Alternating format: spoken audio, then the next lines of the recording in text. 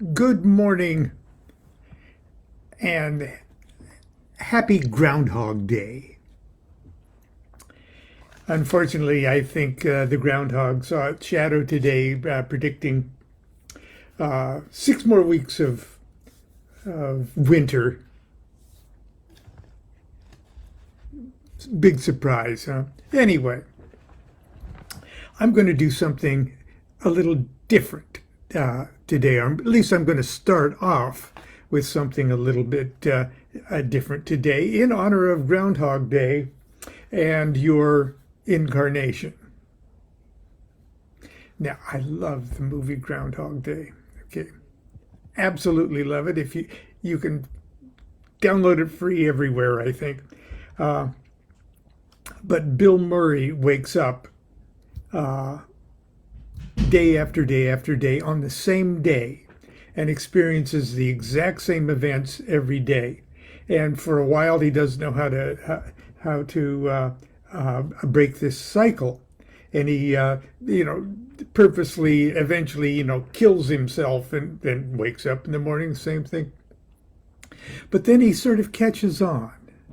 And every day he changes a little something, and he changes a little something in himself. He starts to take piano lessons, and since he has eternity ahead of him, every day at the piano lessons, he keeps getting better. And in that same day, over and over and over again, eventually he becomes just like a virtuoso. He saves people's lives. He improves himself. He actually transforms himself into an enlightened being. It's a fabulous, fabulous plot. And it might be closer to the truth than we might imagine. I'm going to start off by using two computers here. I'm going to share a video. I don't know, with the technology of Facebook here, I don't know another way of doing it, but it's just a little song, 2 minutes here, and then I'll go on with what I'm going to say today. So let me get this started. I'm actually going to hold screen to screen here. And if it doesn't work or it does something really weird, forgive me. I'm an old man doing my best.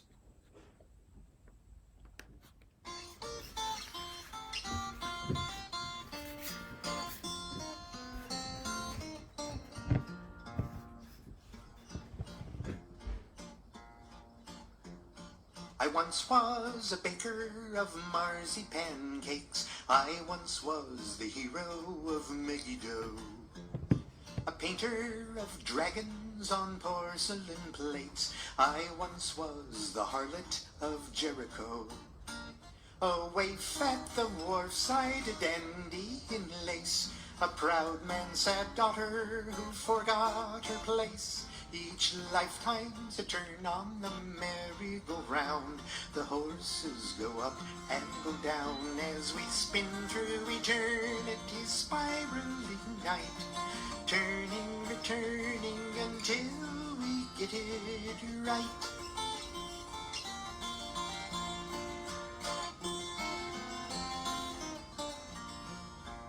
I once was a bully who pushed the wrong boy. I once was the wrong boy to bully.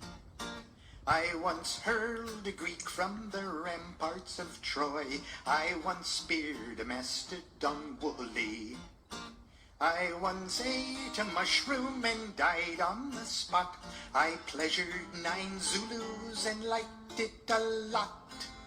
Each lifetime's a turn on the merry-go-round. The horses go up and go down as we spin through eternity's spiraling night. Turning, returning until we get it right.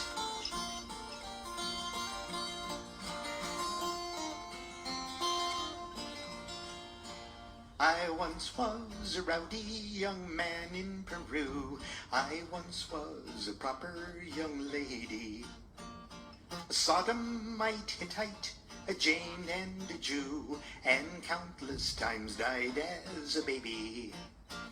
I once was a Byzantine skewered by the Turks, and once I was triplets. Not sure how that works. Each lifetime's a turn on the merry-go-round. The horses go up and go down as we spin through eternity's spiraling night, turning and turning until we get it right. I once was the hero of Megiddo.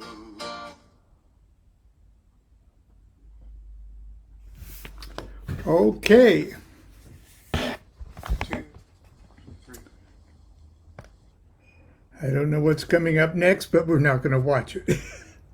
So let me turn this computer off. Okay. And get it off my desk. And safely someplace else. There we go. Well, I hope you enjoyed that little reincarnation song. And let's see here.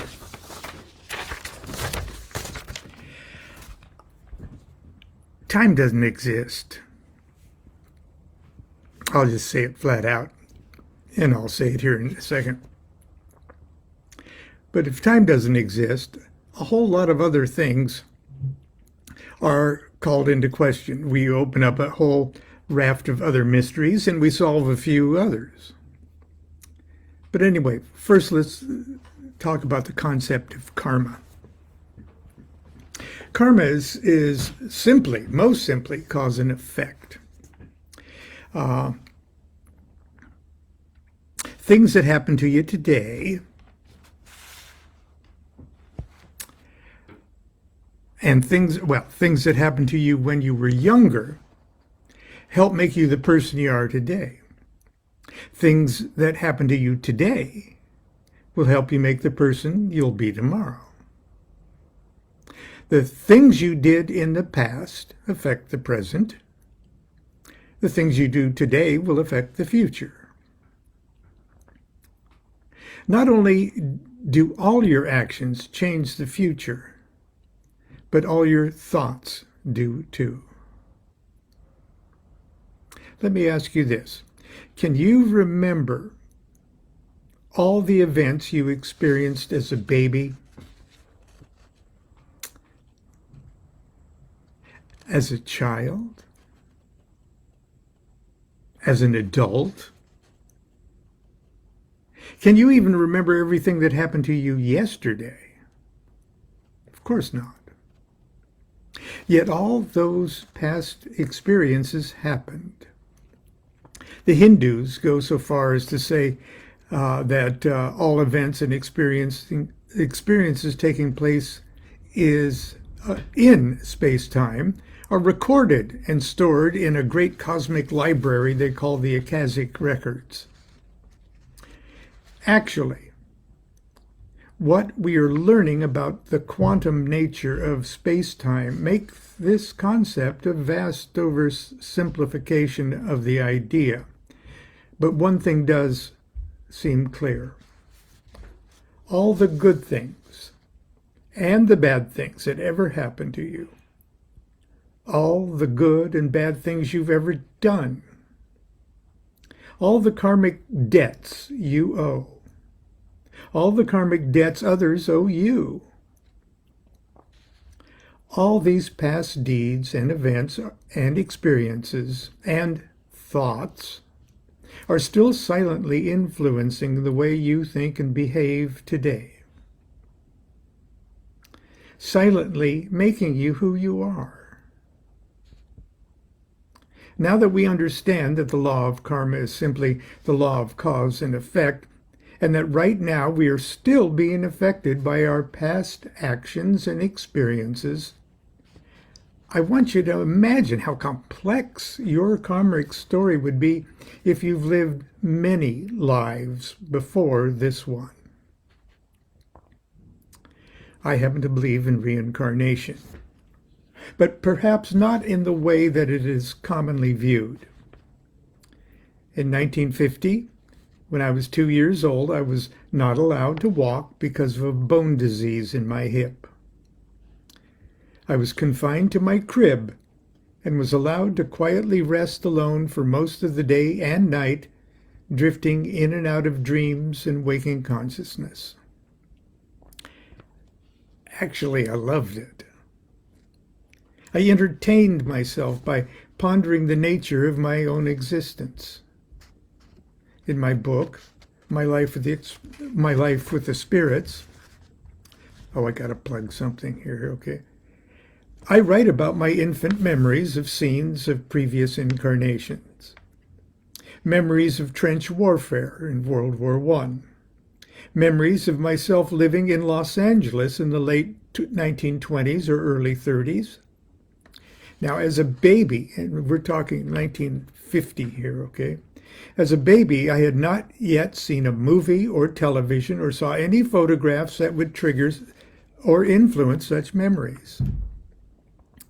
I also mentioned in the book that during a dramatic psychedelic vision I experienced in the California desert in 1967 with my brother Mark, both of us simultaneously came to the very clear realization that we are the incarnations of our own great uncles who lived in Los Angeles area and who died in the late 30s, several years before we were born.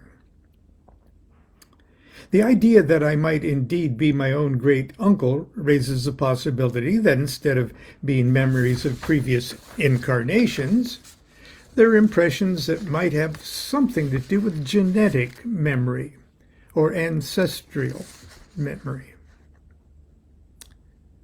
Of course, there's no way to prove any of my possible previous incarnations, and frankly, even if I could prove that I was my own great uncle or Cleopatra, I would still be stuck with the concept that I am now, have always been, and will ever be the incarnation of no one but myself. And so it is with each of us, just like Bill Murray. Time, as we normally perceive it, is very fragile. Relative to human consciousness, time exists in only a very narrow band of the consciousness spectrum. Time is so delicate that we can squeeze it and stretch it every time we fall asleep. Have you ever taken what you thought was a short nap only to discover that you've been sleeping for many hours? Or have you ever had a dream that seems to last many hours or days when you wake up to discover you've only been asleep for a few minutes? If the rules of time can get themselves so messed up during our daily sleep cycle, just imagine how much differently the laws of time operate when you're dead. Perhaps each of us are living only one life, one grand adventure. Like the character Bill Murray plays in the film Groundhog Day, just exactly like that. We may never be able to properly understand with our meat brains the mechanical complexity behind the phenomena we call incarnations. Perhaps this is why it makes sense to explore its personal effects on our lives by magical means. Crowley thought it important to explore the landmarks of previous incarnations to give us an idea of the momentum and trajectory of our particular existence adventure, particularly incarnations in which we incurred karmic assets or debts that are still affecting us right now. Now, modern ceremonial magicians will often look down their noses at the idea, sort of the house and garden variety idea of oh, you're suffering from a curse, okay, because so many charlatans said, oh, your money is cursed, put it in a shoebox and bring it to us. And but you could easily see how heretofore unrecognized karmic debts that you've incurred from one of your earlier Bill Murray experiences are still completely messing you up. And many years ago, during the Enochian experiments, if you will, that we did at Haru Raha Lodge for a number of years, we discovered that the Master Angel EHNB off of the Tablet of Union was very good at revealing previous visions of previous incarnations, and we explored that for a long time. But there really are practical methods to open up that band of consciousness where that the illusionary element of time is temporarily erased, so you can get in touch with that. Anyway, that is my groundhog story, my groundhog song. A few weeks ago, we were talking about passing the pylons, and I'm just going to close with that. It's often said that forever is a long time. But nothing could be farther from the truth. Time is nothing to forever. The Egyptian magicians who established and perpetuated the elaborate procedures for the dead did not do so to impress or enlighten the curious minds of the future. They didn't put mummies on ice to await some cosmic awakening in the future. For them, the afterlife is a continuous now. Just like life. And the age-old search for eternal life is really the quest to attain consciousness of the continuity of existence. In other words, it's all happening now. Tune into the now. Changing the now changes your past and changes your future. It can't be otherwise. Immortality is the prize for those who would achieve this state of consciousness. From this enlightened vantage point, one no longer counts the string of spiraling incarnations as separate or even sequential episodes of experience. Rather, they are perceived as projected concurrently. One wall-to-wall reenactment of a single master adventure with specific and recognizable characters, ordeals, and crisis points. These crises are initiations.